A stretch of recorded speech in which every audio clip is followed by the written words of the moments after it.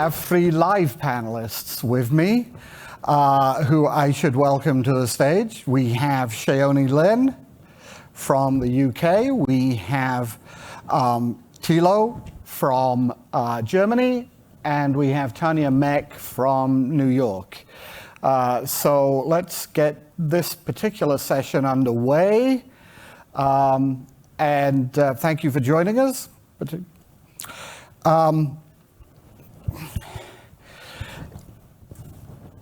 When we talk about diversity in public relations, there is a very natural tendency, because of our colossal failure to diversify the ethnic mix of the industry over the years, to focus on the racial dimension of the problem.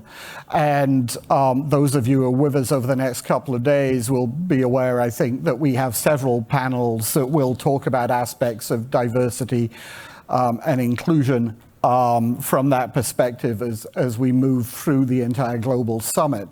But I thought it would be interesting here today to talk about another aspect of diversity that I think we need to spend more attention on, and that's what I would call intellectual diversity.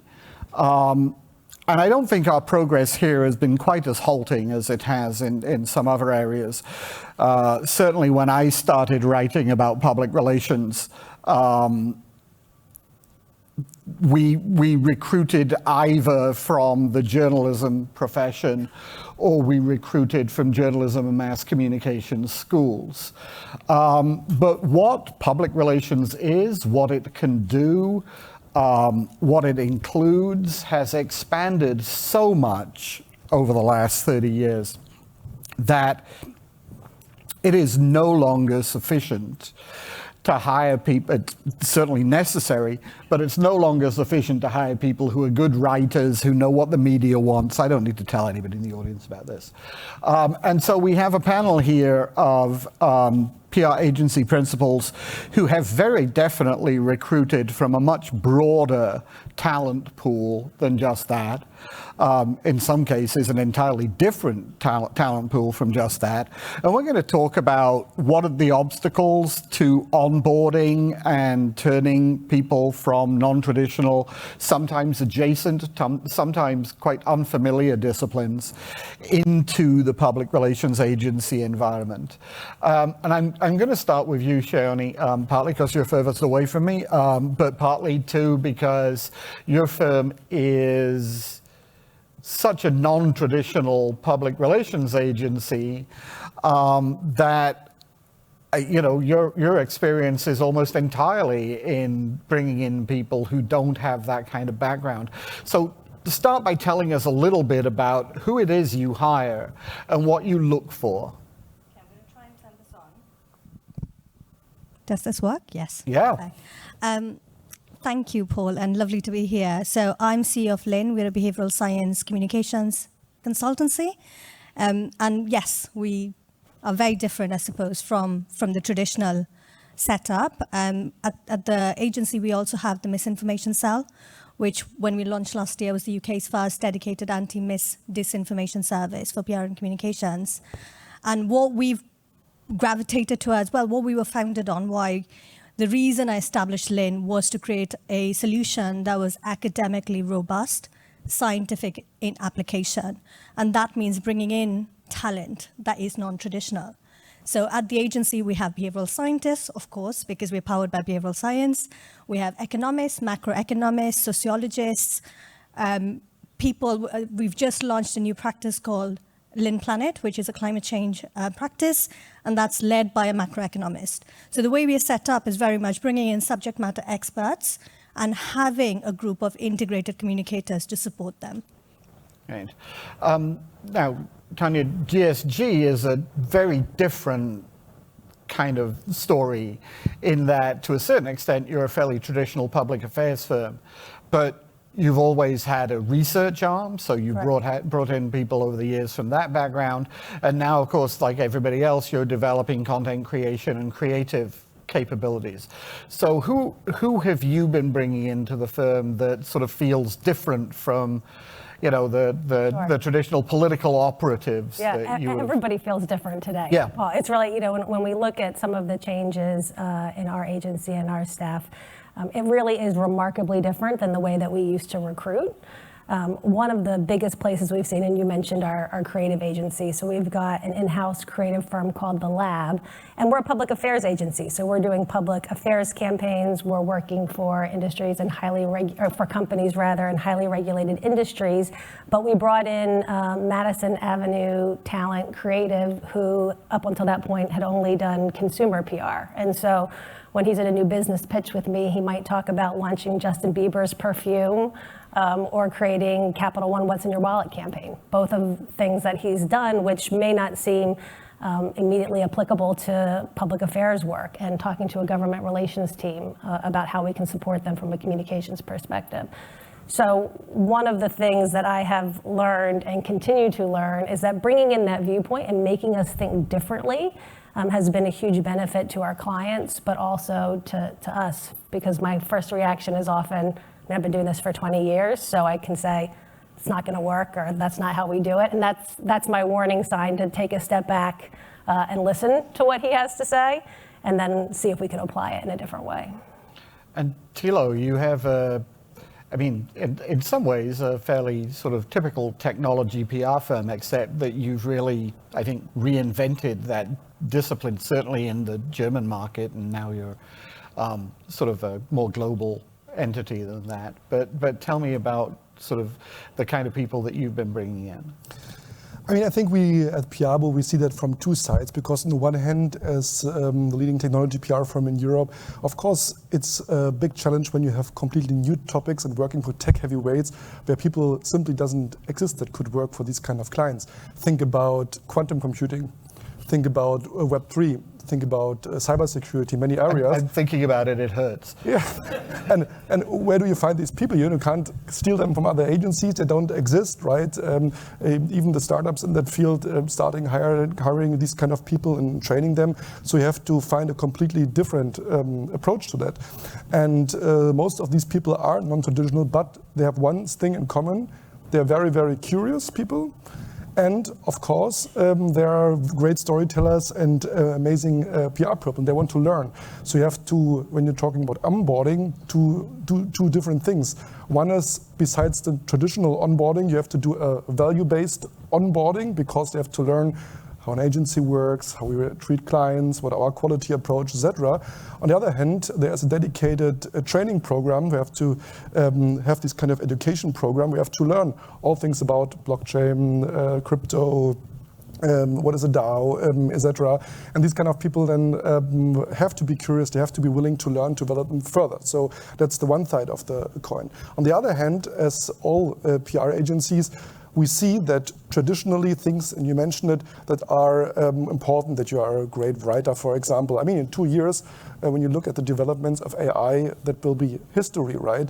So other skills will be more important. So the old saying, hire for attitude, train for skills, is absolutely fundamental for the future of our profession. So that means when you look broader, you need people for search engine optimization, for influencer relations, for with technology background, etc., etc. These are super non-traditional hires, and you have to integrate them and make them work with traditional PR people. So how do you do that?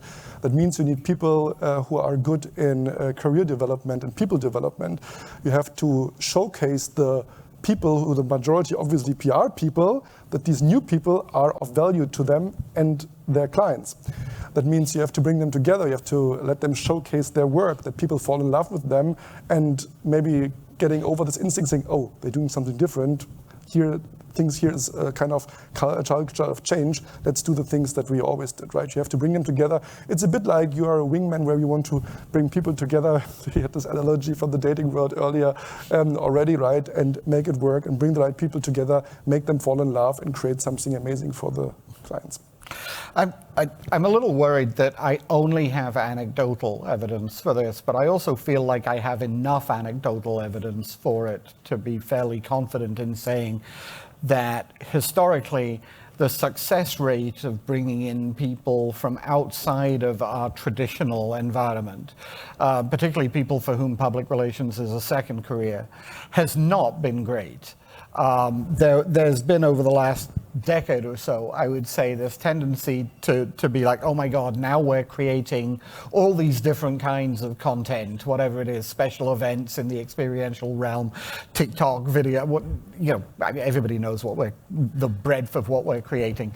Let's get somebody from, and I hate this term, a creative agency, which denies our creativity at the same time as it celebrates the creativity of one of our adjacent disciplines. But let's bring in somebody from a creative agency. And I've seen so many former ad executives come into our business and crash and burn that, or simply not live up to expectations or not be able to adjust to a different kind of creativity, that I wonder sort of what process you go through to try and identify candidates who will make it in public relations, who are flexible enough and adjustable enough and knowledgeable enough about what they're getting into. Tanya? Yeah, it's using our particular example, and you're right, at least anecdotally, from Global Strategy Group's perspective, it's been difficult. But when you think about creatives in particular, there's two things I would say. One, just bringing them into the environment and not looking at the environment itself sets you up for failure in the first place. So just assuming you're going to assimilate a creative or anybody else for that matter outside of the industry in a non-traditional hire doesn't work. And so it's a two-way street. Number two, what we looked for in bringing in creative talent and what we continue to look for is close to the look for aptitude and enthusiasm. So we go through exercises, and even at the most senior levels, we assign projects and we have them come and present it to us. And we're not looking for content, we're not looking for subject matter expertise. We're looking for effort and enthusiasm and how they convey the content that they've created. And then at the same time, I'm looking to see how they handle the feedback, right? And when I say this doesn't work in the public affairs world, and they're nimble and they change and they come up with a different idea on the spot, and if they can do that and they can engage with our hiring team in real time, and I can see them doing the same in front of clients, then I know they'll work for us, even if the work completely won't fly with some of our clients. It's interesting. Thilo, one of the things that I think is implicit here is just like other aspects of diversity, right? The diversity as a starting point is not enough. You also need inclusion.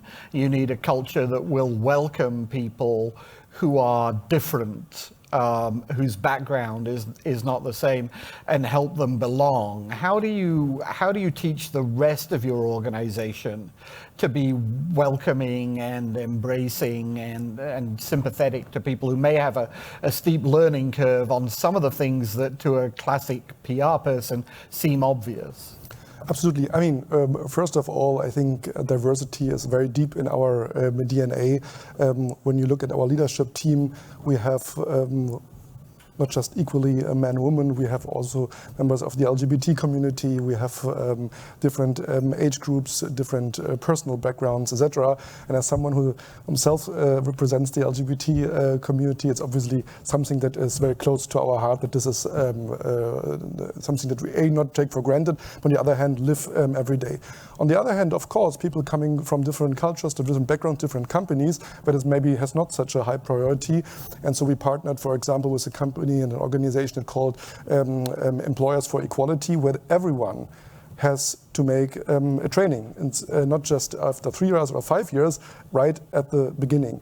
And this is also part of our value onboarding, right? Not your onboarding, how your laptop works and how your email account works, also what are our values that we live. It is in week 2, right? And not just when something happens, etc., right? We have a dedicated diversity team that make sure that these values actually lived and represented. We have here also from our leadership team several discussion rounds, culture groups, etc., where we bring that to life, what is usually only on papers or at a wall, but living that and making it kind of also something that we all see the value in our daily work. And I think that example was in our one of the earlier discussions. This is something what our clients also ask us, right? How can we do that? How can we implement that in our campaigns? How important is that now, and what can we learn also in our internal communication and employer branding campaigns? But coming back to your question, what it means also for hiring, I mean, you all know that this hiring war of talent is a huge issue in our industry. I can tell you from our standpoint, we have several people that apply when we post, for example, about our COO female leadership, right?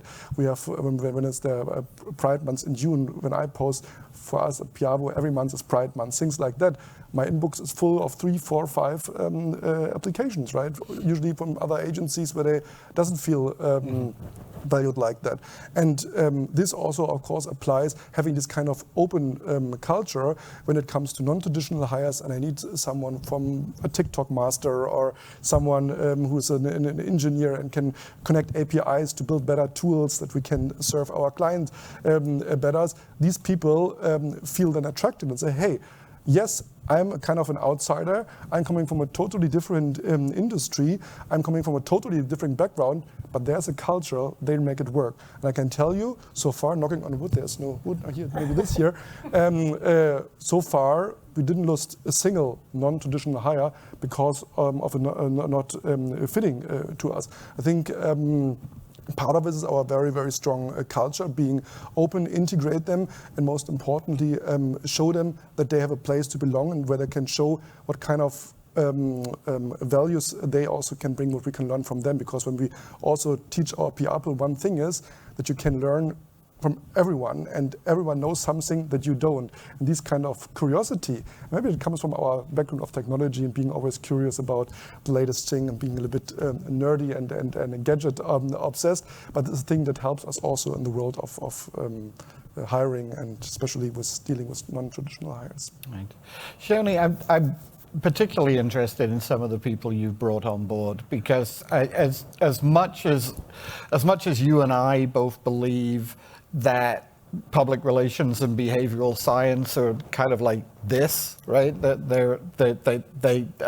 an understanding of one gives you an understanding of both, and that they're aligned and critical.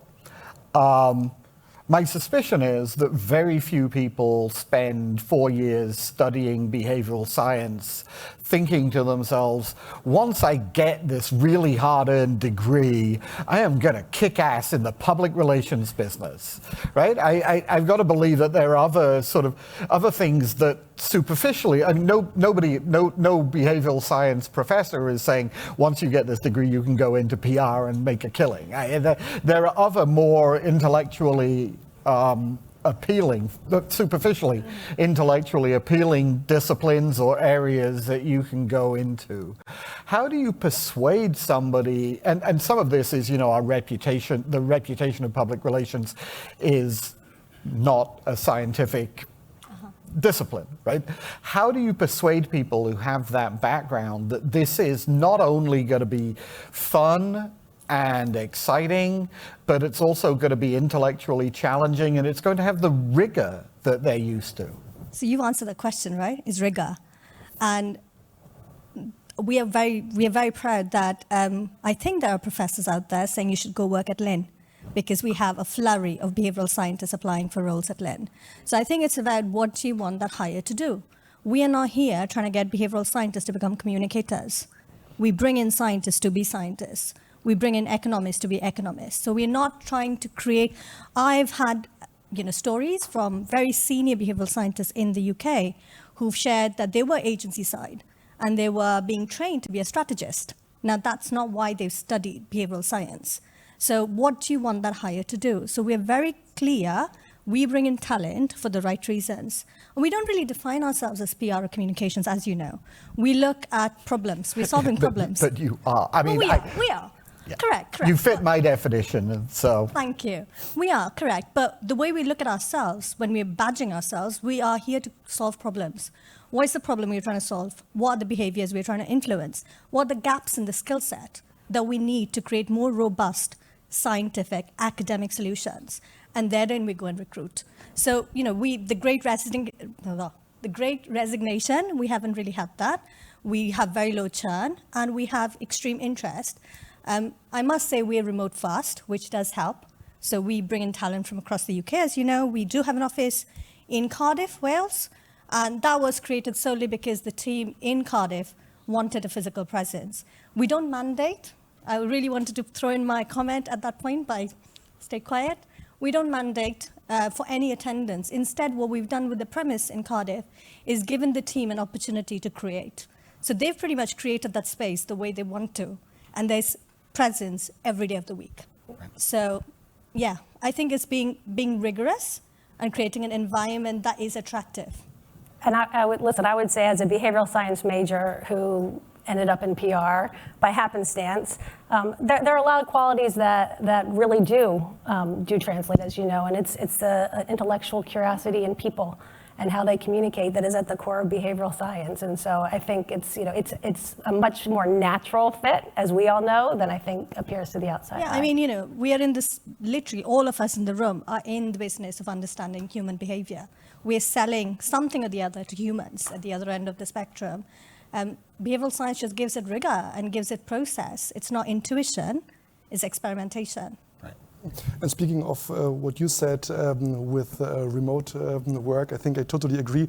Speaking of behavior, we ask our people and they decide, right? I'm no better than my people, what they and their personal circumstances, speaking of inclusion, they want and they need. I have one fantastic PR consultant who lives on a farm close to Munich, right? I want to make her, and has 3 kids, a horse and a donkey and other things. I mean, she's super happy there. It's an amazing environment, and we created for cities where we have more than 3 people a hub concept, so they can always go to a co-working space if they want. So usually, automatically, it's happened that they one day, maybe 2 days, coming there all together, seeing each other, having lunch together, and then going back on their farms or wherever they come from, right? So why should I say you have to come 3 days or 2 days or 1 day? Does it make them better? Does it make them happier? Does it help my retention? And especially, I can just recommend, especially from non-traditional hires, listen to them from what kind of working environment they're coming from. We're talking about engineers, they're used to sitting on their basement with their cola bottle and a pizza and often, and they are super happy, right? They're not feeling comfortable being in an open, plain office where people chatting the entire day around them. That doesn't make them more happy, and I would assume scientists are very similar to. So I think this question is for everybody because I think it applies across the board here. Again, a lot of the people that we bring into the public relations industry for PR as a second career. Leaving aside journalists who are appallingly compensated and therefore are just delighted to come and work for somebody who has a commercial mindset, are coming from professions that are traditionally better compensated. And that can be if you're bringing in somebody to do financial comms, you might be bringing in somebody who worked on Wall Street for a while. If you're bringing in somebody to be a creative, they're coming from an ad agency, which traditionally pays slightly better than a PR firm. I mean, I'm sure for your engineers, there are better paid options than working in a PR firm. Do you need to make the pitch about more than money? Do you worry that you're only getting the second best people from those disciplines because the best of them can earn more doing, something more core to their initial discipline? Or what are the financial implications for a PR agency here, and how do you make sure you're getting the best? Yeah, I mean, it's a challenge as it is across the board, and particularly in a really competitive labor market. And then when you're getting somebody from outside the industry, there's a little bit of education about what the industry pays and how. And we have it both ways, right? I have people from government who have spent a life in public service and they think they're going to hit the payload when they come to the private consulting sector. So there's lots of conversations, but I'm never worried that we're going to get the second best because of salary levels.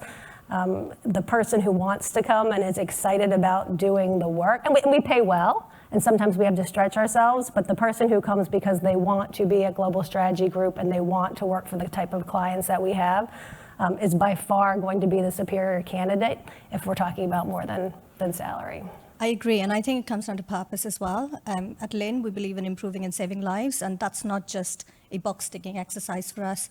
Every single project that we've worked on, and we are very data-driven, we're all about attribution measurement. We can track the impact we've had on real-world outcomes, whether that's improvement in vaccination by significant numbers through to getting employees to behave differently in the workplace. And I think those case studies, the reason to live. And at Lynn, every single person who works there we share that purpose, and often we've had colleagues coming in from higher paid sectors willing to take a pay cut because they feel there's purpose in what they're doing. That's not to say we're cheap.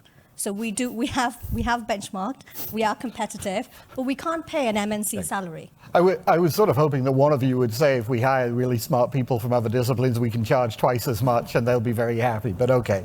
Yeah, I mean, but this is also a matter of fact that depending on the industry and depending on the service the client wants, you have different rates, right? I mean, if you have some super smart person, why not? And on the other hand, when you look at the salary, I mean, the easiest way to make more money is change your job, right? You just apply somewhere else and say you want 10% more, 20% more, and you're getting it. But this is not usually how it works. People have different environments they want. We have many people who often agencies are seen as, oh, that's my job to be then the head of comms at Google or whatever, right?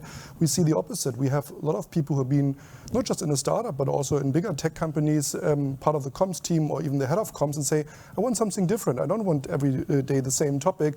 I like the environment. I have maybe also different, see here in your agency, a different culture. I have maybe now kids.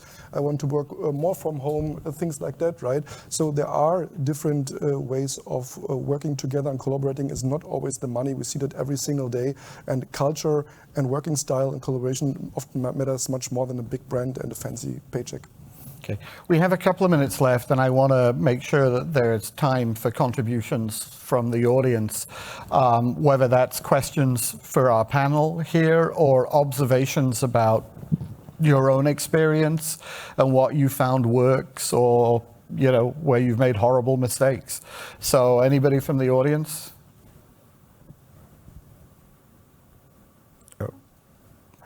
Okay, sorry. Can we get mics out here into the world?